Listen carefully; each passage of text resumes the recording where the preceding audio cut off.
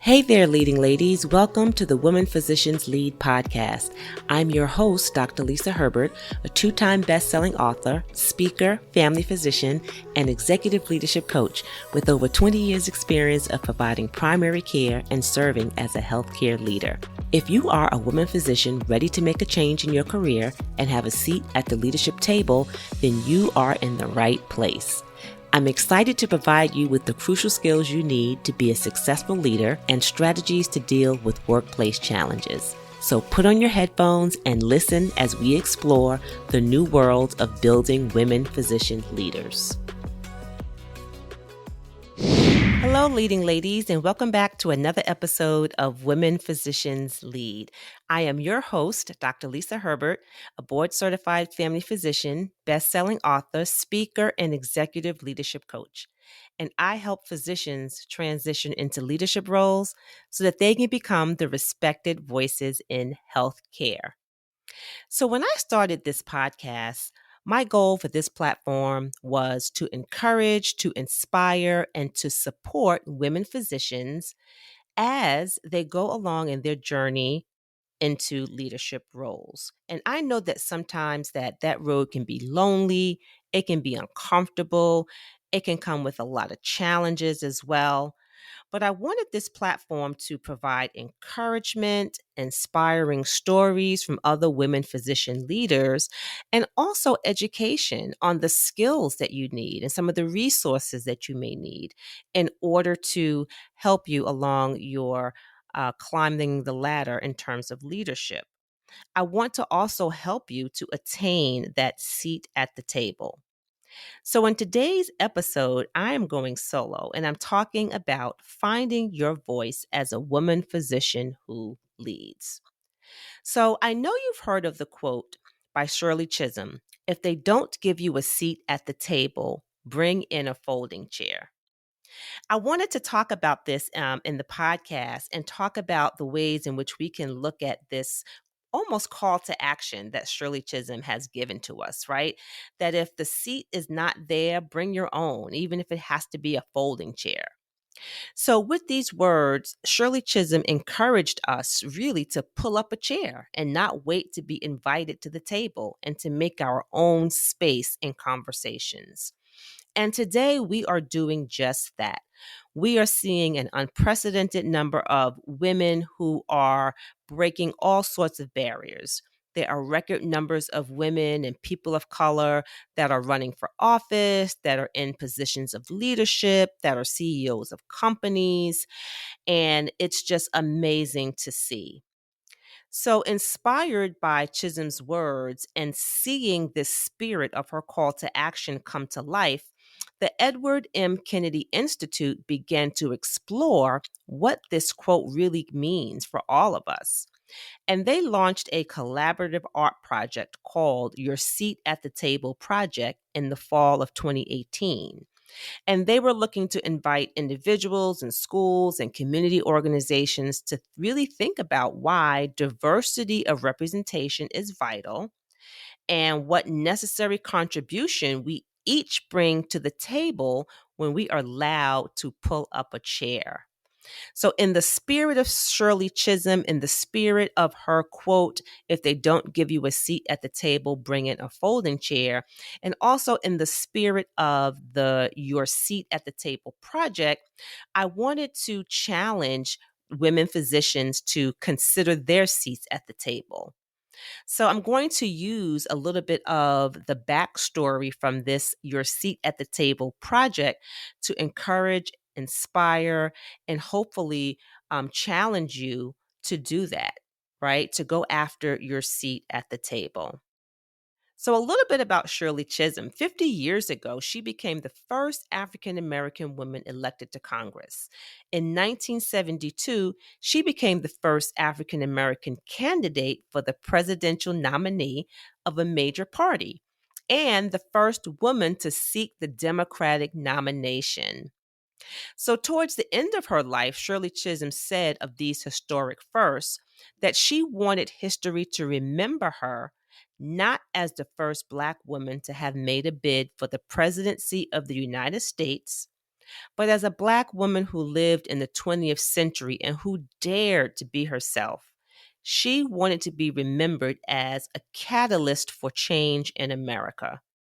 So even though she didn't win the Democratic nomination for president, over the course of her 14 years in Congress, Shirley Chisholm was able to be a force for change and a champion to improve the quality of life for women and for children and for poor people and for people of color.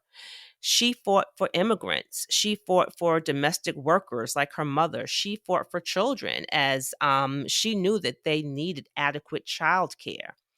She knew how important it was to have a seat at the table and have her voice be heard, and to have a voice at the table where discussions are had and where decisions are being made.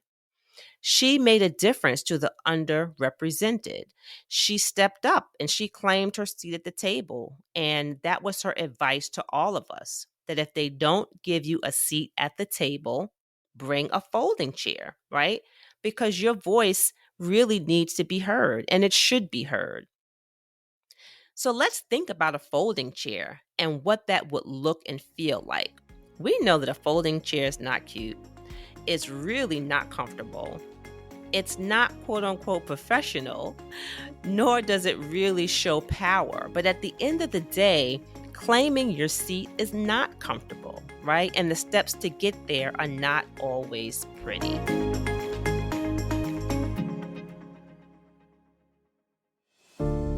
It's time for physicians to rise up, step out, stand out, and take back our place in healthcare, to be the respected voice and leader in our communities.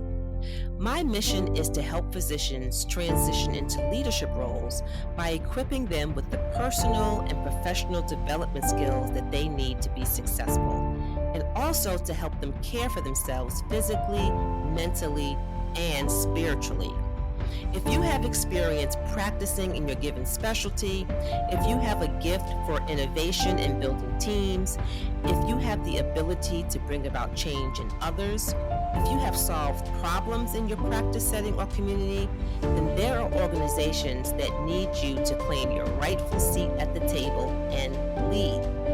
If you're ready to be the leader in healthcare and change the status quo, then I invite you to book a complimentary strategy discovery session with me at schedulewithdrlisa.com. That's schedulewithdrlisa.com.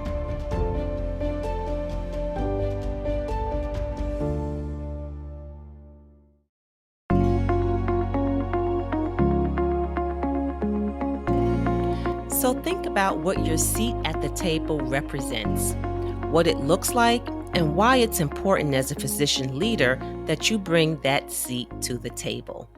Here are 4 thoughts for you to consider. Use the worksheet that I'm providing for you that can be found at justtherightbalance.com/get your seat.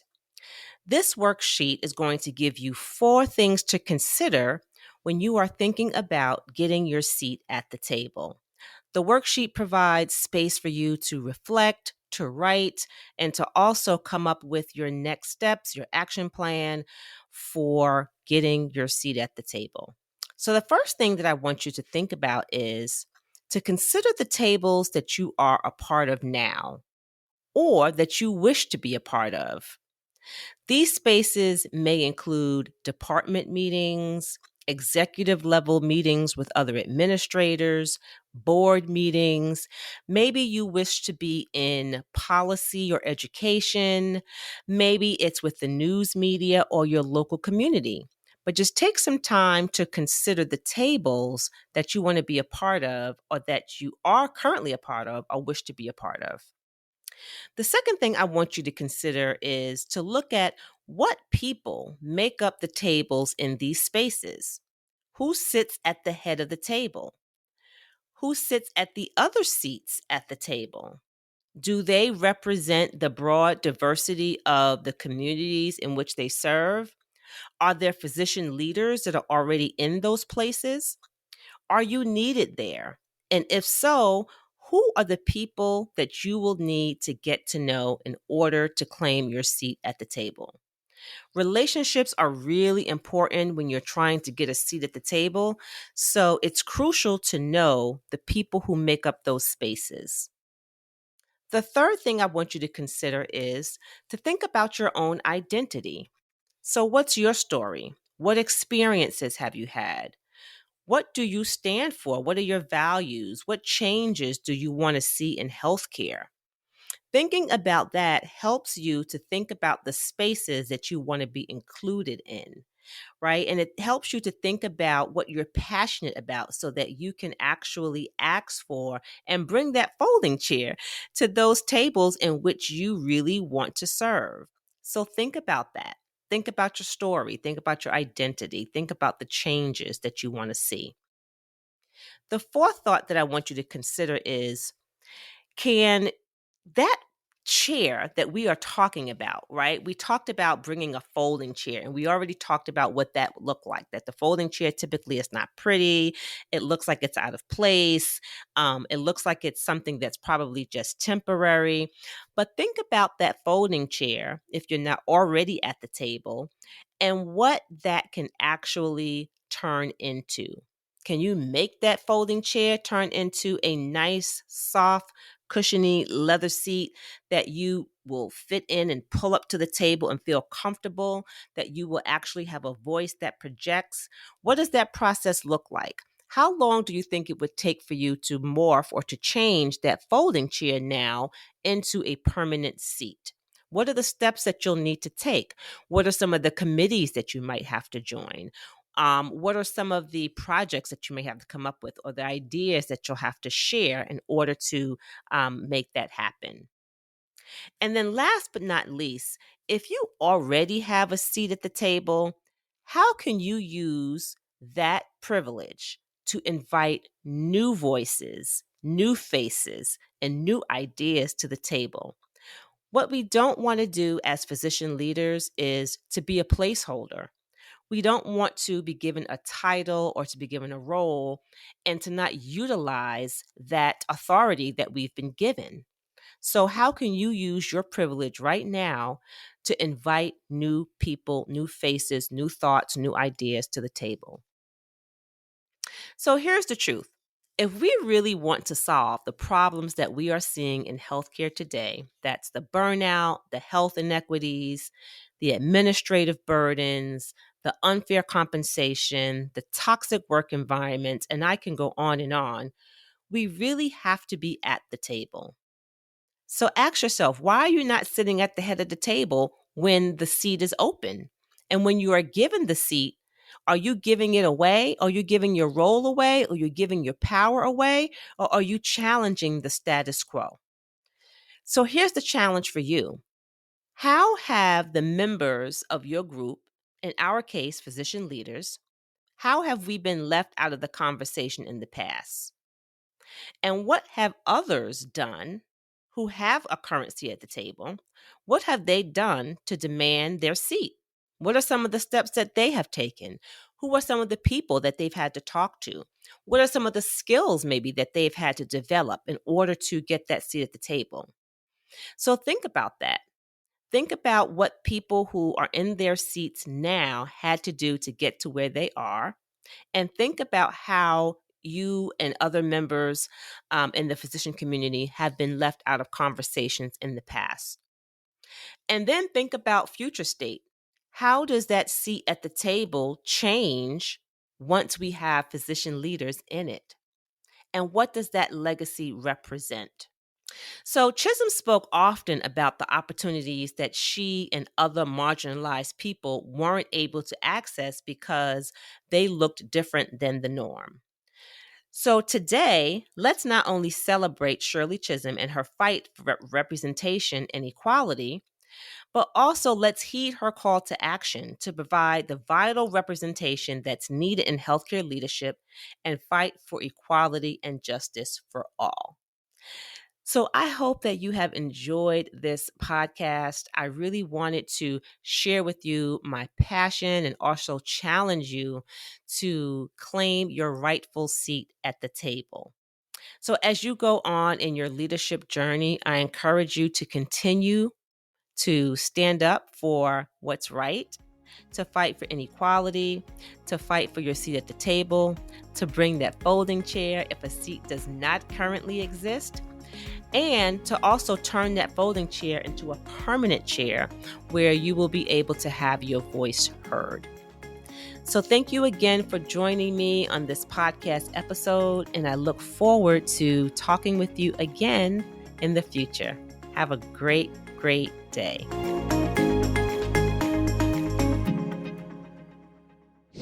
Thank you for listening today and for allowing me to be a part of your career journey. To continue receiving leadership support, I invite you to join our private Facebook group, Building Women Physician Leaders, at www.leadingladiesinCharge.com. Until next time, take care.